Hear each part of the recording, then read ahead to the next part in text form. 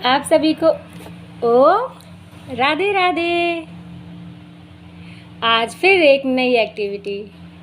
Okay, अभी हमने पिछले दिनों जो एक्टिविटी की थी जिसमें हमने एक लिस्ट बनाई थी सभी अपनी ब्लेसिंग्स की जो हमें भगवान ने दी हैं, सभी अच्छी अच्छी चीज़ें उनकी हमने एक लिस्ट बनाई थी। ठीक है, लिस्ट बनाते बनाते कुछ दिमाग में आ ही गया कुछ लोगों के, जिन्होंने मुझे बताया कि कितना भी हम पॉजिटिव सोचने के लिए लिखें लेकिन कहीं ना कहीं दिमाग में कुछ ऐसी नेगेटिव बातें, कुछ ऐसे नेगेटिव थॉट्स या कुछ ऐसी घटनाएं हमें बार बार याद आ जाती हैं जिससे कि हम चाहे जितना खुश रहने की कोशिश करें हम उतना खुश नहीं रह पाते। हम कितना भी किसी को माफ़ करने की कोशिश करें लेकिन हम दिल से उसको माफ़ नहीं कर पाते। कुछ ऐसी यादें हैं, कुछ ऐसी घटनाएं हैं वो चाह कर भी हम भूल नहीं पा रहे हैं। तो चलिए आज की हमारी यही एक्टिविटी है, लेट्स ऑपरेट इट, यानी ऑपरेशन करते हैं हम ऐसे जख्मों का जो कि हमारे दिमाग में, हमारी याददाश्त में एक घाव की तरह बने हुए हैं, जो हमें जीवन में आगे नहीं बढ़ने दे रहे हैं, हम उन्हीं से बंधे हुए हैं। कई मेरी मित्रों का तो ये भी कहना है या कुछ लोग कहते हैं कि मैं उन्हें कभी माफ़ नहीं करूँगा या करूँगी, या इस चीज़ को तो मैं मरते दम तक नहीं भूलूँगी या भूलूँगा। तो प्लीज़ वेट, जिसने आपसे वो बात कही या कुछ गलत आपके लिए बोला या कुछ जो गलत घटना हुई, वो घटना तो हो गई, वो आदमी वो बात कह के तो चला गया, वो तो फ्री हो गया। लेकिन आप उस बात को अपने दिमाग में बार बार रिपीट करके उसको अपने दिमाग में आज भी ज़िंदा रखे हुए हैं, जिससे तकलीफ़ आपको ही हो रही है। ठीक है, तो आज उस तकलीफ़ का हम करेंगे ऑपरेशन। जैसे जब शरीर में कोई बीमारी हो जाती है तो उसका ऑपरेशन करके उस चीज़ को सही कर देते हैं, तो आज करेंगे इस चीज़ का ऑपरेशन, यानी आपकी पुरानी कुछ ऐसी यादें जो आपको दर्द में हमेशा बनाए रखती हैं और आप जीवन में आगे नहीं बढ़ पाते हैं और वो आपको रोके रखती हैं जीवन में आगे बढ़ने से। तो सबसे पहले आज याद कर लीजिए हर वो बात जो आपको तकलीफ़ देती है। एक एक छोटी छोटी बात, एक एक छोटी छोटी घटना, एक एक छोटे छोटे शब्द, हर वो चीज़ याद कर लीजिए और लिख लीजिए एक कागज़ पर पूरी उस घटना को उसी रूप में, जिस रूप में वो आपके साथ हुई। कितनी भी तकलीफ़ दे आपको, कितना भी आपको दर्द दे, लेकिन लिख लीजिए।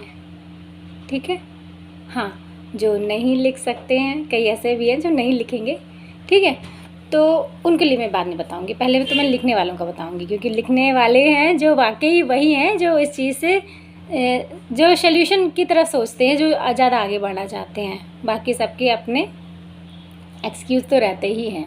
ठीक है, तो पहले आप उसको लिख लें, एक एक घटना डिटेल में लिख लें जिससे आपको तकलीफ़ हुई है या जिसने आपके जीवन को झकझोर के रख दिया है। ठीक, पूरा डिटेल वाइज लिख लें एक एक घटना। अब पेज पलटें, अब सोचें, खुद से सोचें कि उस एक घटना से आपने क्या सीखा या क्या कुछ बेहतर हुआ उस घटना से आपके अंदर। देखिए, हर चीज़ कुछ पॉजिटिव और कुछ नेगेटिव छोड़ के जाती है हमारे अंदर। हर वो घटना जो आपको बहुत गलत नज़र आ रही है, कहीं ना कहीं उसने एक कुछ अच्छा बदलाव किया होगा आपके अंदर। उसको सोचिए, खुद से सोचिए, खुद से पूछिए आखिर क्या ऐसी बात थी, क्या ऐसा सबक था जो उस बात या घटना से भगवान मुझे देना चाह रहे थे, जो मैं नहीं समझ पा रही थी। आज उसे समझने का दिन है, उसे जानने का दिन है। ठीक है, तो पहले अब जैसे मैं अब बताऊं, मैंने भी घटना लिखी नहीं है, अभी दिमाग में मेरे चल रहा है। आज मैं भी ये क्रिया करूँगी आप लोगों के साथ ही। तो जैसे मेरे दिमाग में था कि जब मेरा क्या कहते हैं, जो बेबी, सेकंड बेबी मतलब मैंने खोया, बेटा मेरा, ठीक है, तो जब प्रीमेच्योर डिलीवरी हुई थी और 3 दिन बाद ही फिर एक्सपायर हो गया था वो। लेकिन कहते हैं ना कि जब आप कितने भी समझदार हो, लेकिन जब एक माँ की बात आती है तो सारी समझदारी आपकी एक तरफ रह जाती है और माँ का दुख एक तरफ रह जाता है। तो उसके बाद 2-3 महीने तो मैं बिल्कुल बहुत ज़्यादा डिप्रेशन में थी। मुझे रातों में भी वो आवाज़ें सुनाई देती थी जो नर्स या अनाउंसमेंट होती थी कि बेबी ऑफ आरती यहाँ संपर्क करें, यहाँ आएँ। तो वो आवाज़ें, वो माहौल, वो चीज़ें, एक-एक चीज़ें दिमाग में बिल्कुल कि काश मैंने ये कर लिया होता तो ऐसा ना होता, काश मैंने ये किया होता। अपने आप से बातें, अपने आप से चीज़ें, मतलब ना किसी से बात करने का मन, ना कुछ, एक अलग ही डिप्रेशन की स्टेज थी मेरी, ठीक है। लेकिन आदत से मजबूर हूँ।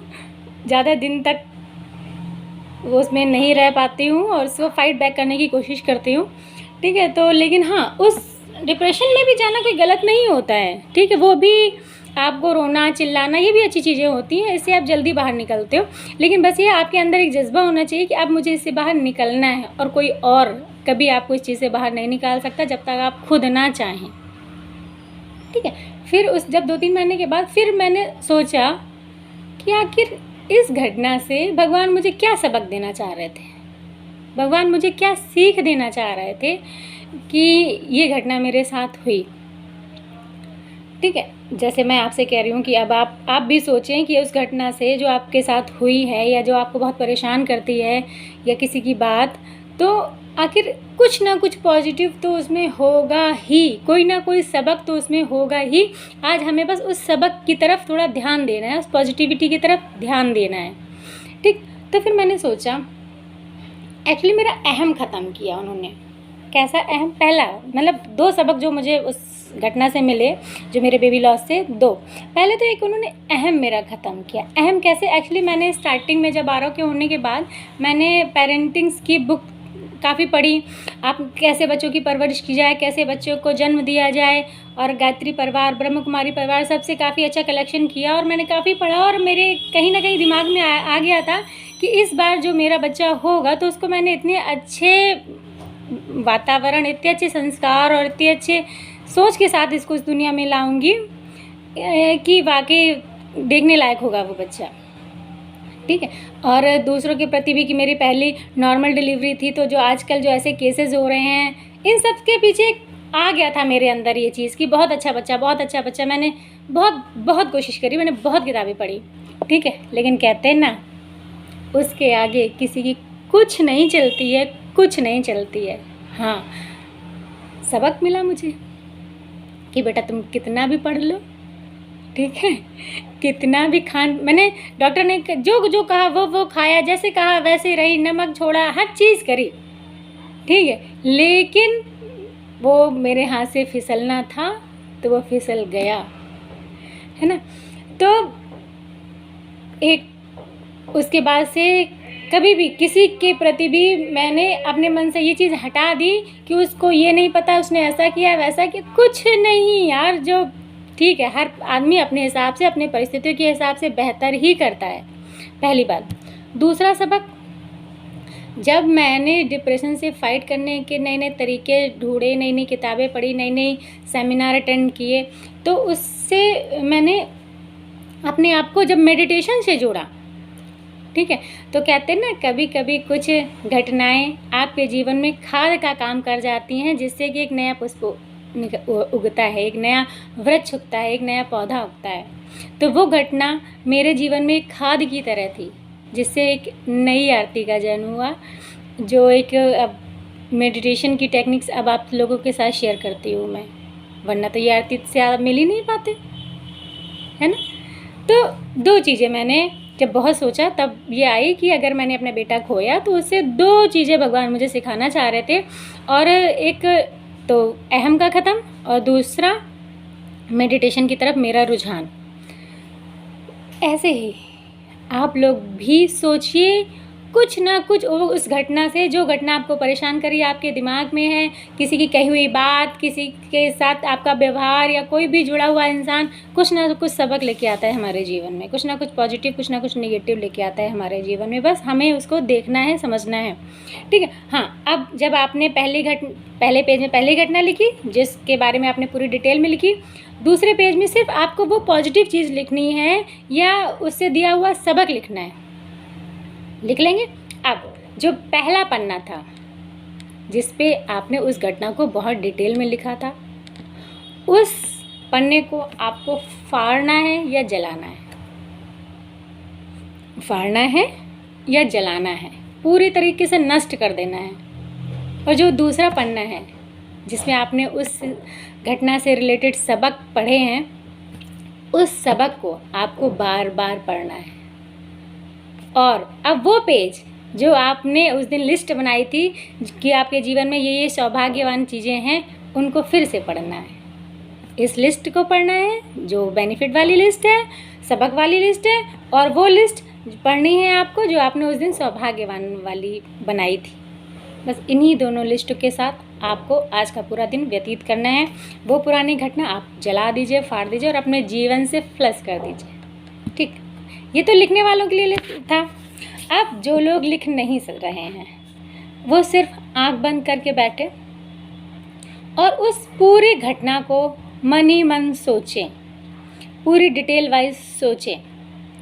ठीक, हमारा जो मस्तिष्क है, जो हमारा दिमाग है, वो पिक्चर्स पे सोचता है, वो भी कलरफुल पिक्चर। ठीक, तो जब आप पूरा घटना सोच लें, उस हिसाब से चित्रों के हिसाब से उसको देख लें, इमेजिन कर लें, ठीक है, पूरी तरह, तो बस एक काल्पनिक आग लगाएं और उस काल्पनिक आग में उस पूरी तस्वीर को, उस पूरी घटना को जलते हुए देखें। उस पूरी घटना को काल्पनिक रूप से पूरी तरह से जलाकर नष्ट कर दें और फिर हल्की हल्की बारिश लाएं ताकि वह पूरा धुआं शांत हो जाए। और फिर उस घटना के जो बेनिफिट हैं, जो लाभ हैं, उनके बारे में सोचें। जो भी आपके कुछ ना कुछ, मैंने कहा ना कुछ पॉजिटिविटी, कुछ ना कुछ सबक ज़रूर छोड़ती है हर घटना। उससे क्या आपको सबक मिला, क्या आपको लाभ मिला, क्या आपको पॉजिटिविटी मिली, उसके बारे में सोचें, उसका इमेजिनेशन करें, उसकी कल्पना करें और उस कल्पना के भाव में हर उस चीज़ का धन्यवाद दें।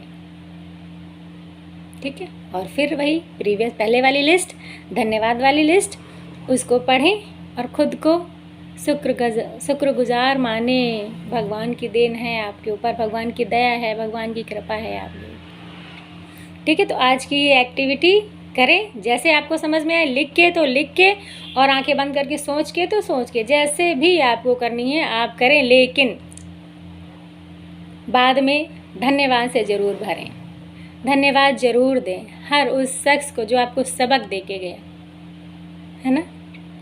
तो फिर चलती हूँ। ओम राधे राधे।